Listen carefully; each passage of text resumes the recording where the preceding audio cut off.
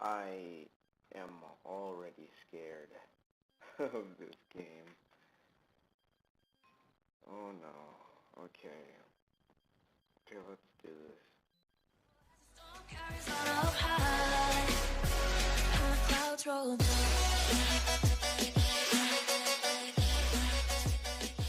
Hey guys, what's up? It's Catnip, and today we're back with the mic. Yes, I've finally found a way to play again with a mic and give you guys some quality gameplays and such with me talking in them. Because I know it's kind of boring to watch a campaign of a video and then I'm not saying anything the entire video. But yeah, and some things that will always stay the same is the fact that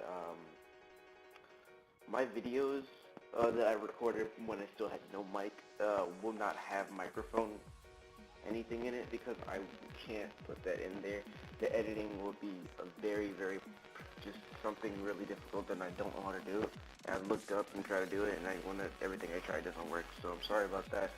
But tough is the truth. The end of the game, I will post it soon, and Call of Duty, I will get to that soon too. That's just, the launcher has been messing up, and I will post CSGO, my reactions to matches in online, yes, online, not me doing with bots like I do all the time. I've just been doing with bots just to practice, but I've been rambling on. Let's get into this game. Okay, so if you guys don't know what this is a game called This War of Mine.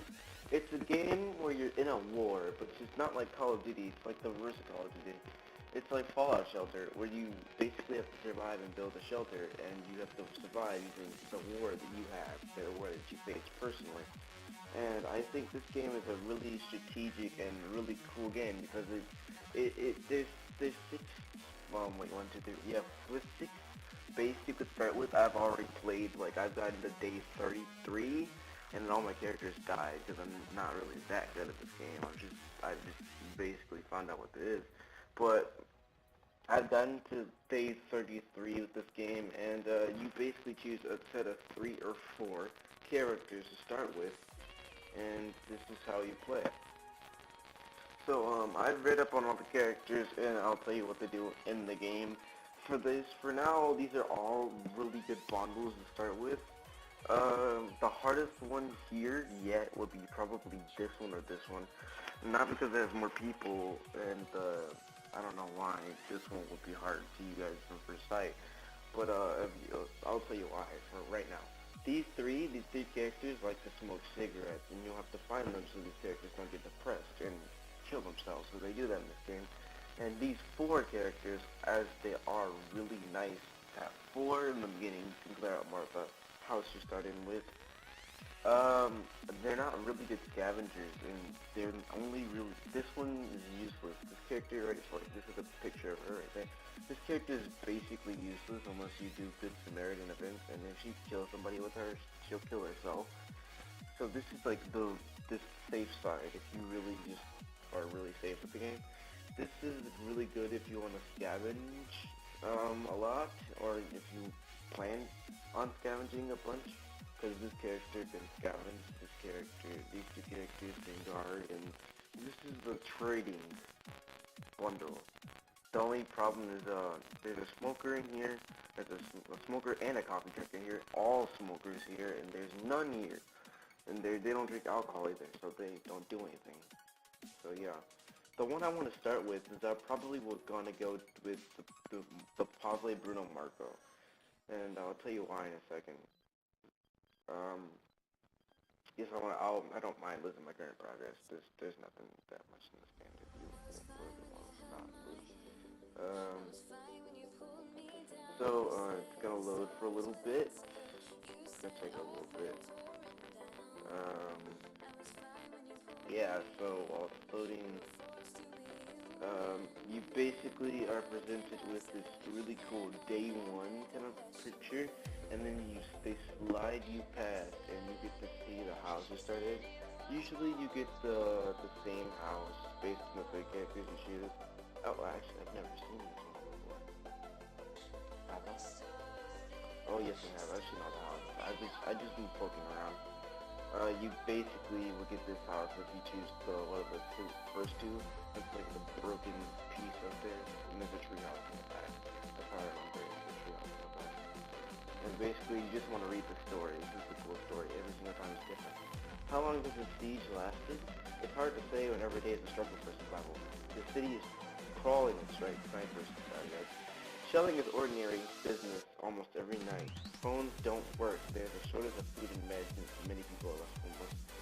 Bruno and Marco have always been good friends, so when the war broke out, they decided to stick together. They met Pavle when scavenging for supplies. He used to be Hogan's star football player. Now he's another homeless victim of the war who teamed up with us. Yes, so basically everyone here is homeless. It's not even a house, we just want to ransack all that. So Pavle, you can go run up here and get that. Bruno, you can go run and down here and wait, this was locked. Okay, well then you can run and dig this pile, then mark it's all done. You want to really grab everything before you look at it, because everything in your house is yours, no matter what. You cannot have a inventory gap for anything in here. Ooh, lockpick, that's good. But no matter what, you can never have an inventory cap for what's inside of your house. Everything inside of your house can always be, scavenged. And forever scavenged. Like, you don't even need to care about it. I can use a lockpick on this door, or a lockpick up here, to get these two things. I don't need 3 lockpicks, or you can craft the crowbar if you don't want to use a lockpick. Lockpicks are more for scavenging. I would not recommend using lockpicks. Better than scavenging, Ooh, a piece of food. Okay, so this game is kind of like a shelter kind of game where you have to survive for a certain amount of days until you get rescued. And once you get rescued, that's the end of the game. You start over again. But it's not as easy as it sounds to me just saying that. It's like that. It's way, way, way harder than everything. And let me explain these things. Okay, so you see these 3 character cards kind of thing. Kind of like the Mortal Kombat on mobile, but except they don't give stats. They actually kind of do give stats. Okay, so look, if you look at this one, it's this Pavle. He's got no effects, which are always displayed in orange small letters here. And it says Pavle, his name, and then what his trait is, fast runner. If you look at his bio, it will say it again. And if he has an addiction, it will say it under there in orange letters. And slowly you discover stories as the days progress. I'm not gonna read this, but Pavle, fast runner, basically self-explanatory. That's what he is. He's a fast runner. He runs faster than the regular characters in the game. Now, since Marco's done, I'm gonna go inside and show you him. It says skilled scavenger with Marco. So anytime you explore one of these piles with your hands on, or you'll see later in the game, or not in the game, but later in the LP, that you'll see certain things have kind of like a hand picking up like a little small object, and that's basically that just means you're stealing instead of you're just taking, because this means that no one owns that. That's what that little tape or the hand means, that no one owns that, or no, the hand. I mean, it just means no one owns what you're trying to take. Now Marco is what his trait is that he is a skilled scavenger. He has no addiction either, which is really good. He's a skilled scavenger, and what he likes to do is he likes to scavenge, as I said. And since Marco is a skilled scavenger, it's actually confirmed by the makers of the game, whenever you scavenge with Marco, or you seem to find like a pile or something, and you look through it with Marco, you will get more of something, you will get more options to pick things from. And you will also get, sorry that I'm saying so much, I'm trying to concentrate on the game too, but you'll get, like, more of everything when you pick him as a character to start with, or you can't pick him, but when you get him as a character to start with, you will get more of pretty much everything. And, okay, so first day, you want to make 3 things. You want to make the bed, you want to make the metal workshop, and you want to make every pile as fast as you can, so you can get all the stuff in the house, everything. Closing the doors don't matter, from that one we should close. And occasionally people will come by to, kind of tell you their stories or something. And on day 8, every single time, that's happened to me, that someone comes by and they'll try to join the shelter, and you can say yes or no based on who they are and if you want them or not. You don't even have to take them. It's really good to take them, and I recommend very much that you do take them, because if you don't, then you're kind of screwed. Because like I am right now, I'm really scared. I can't even make a crowbar. And, yeah, so, okay, I haven't explained the last guy yet. Bruno, let's do this bio, and this is the bad part. He's a smoker, and smoker basically means they will consume cigarettes a day, daily, and they will consume about 3 a day, and that's bad, because that's a really bad habit. Luckily in this game, smoking does not affect your ability to do anything except get depressed, because they get sad after like a week of not having their favorite drugs. So you want to make sure you have to keep their drugs free for them. And, that's something that you can recover. But, you want to make sure that you can get their drugs for them. And since I've gotten everything I can, I'm gonna go ahead and end the day for today. This house doesn't have a bathroom. That's very, how do you do it? I'm gonna end the day. The day ends at 8 o'clock, but I'm just gonna end the day early. And what we're gonna do is we're gonna click the skill scavenger. He also 16, which is really good. Not the highest in the game, but the second highest. And we're gonna make him sleep in bed because he's slightly wounded. And then we're gonna see, because on the first day you never get rated, because you can get rated in this game too. And the first place we're gonna go is called the Quiet House. And the Quiet House is not somewhere we don't have to be quiet, but the Quiet House is really good. I'll show you those stealing icons. You'll have to steal to your stat link. You really have to. There's no choice.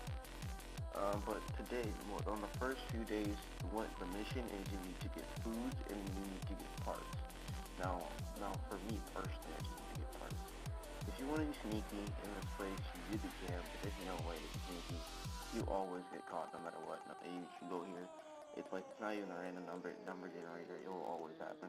But you need to basically run here, be as quick as you can, and scavenge everything you can. Like all the water, all their food. They're gonna die anyway. They're old. Your characters will feel sad, or the character that did this will feel sad after doing this. So be aware of that. They will feel sad. There's a guarantee that your character will feel really, really bad after doing this.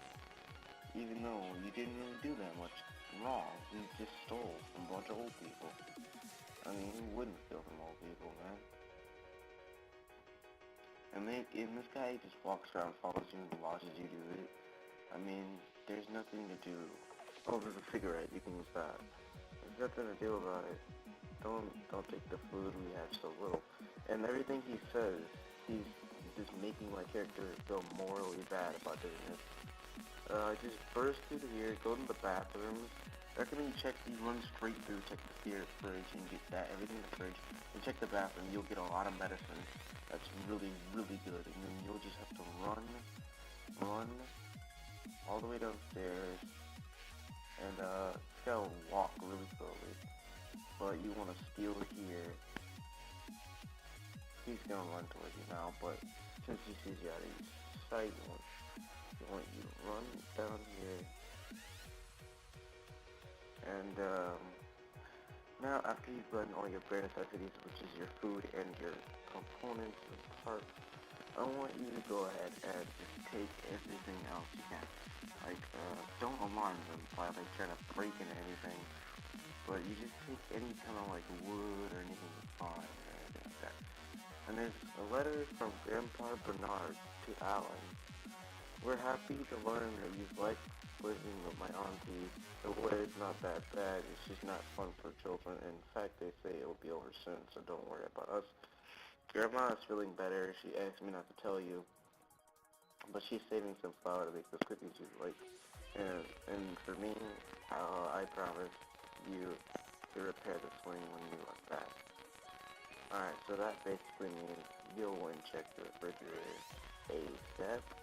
Because you'll find notes like that, and they'll be like, oh, well, you go check things. And you'll find herbs, because she's been saving that up. And the sugar. Actually, let me take the sugar, because I can make moonshine. Now, you can make moonshine in this game, and it's really good for trading. So, yeah. And basically, after that, I'm just gonna book it out of here.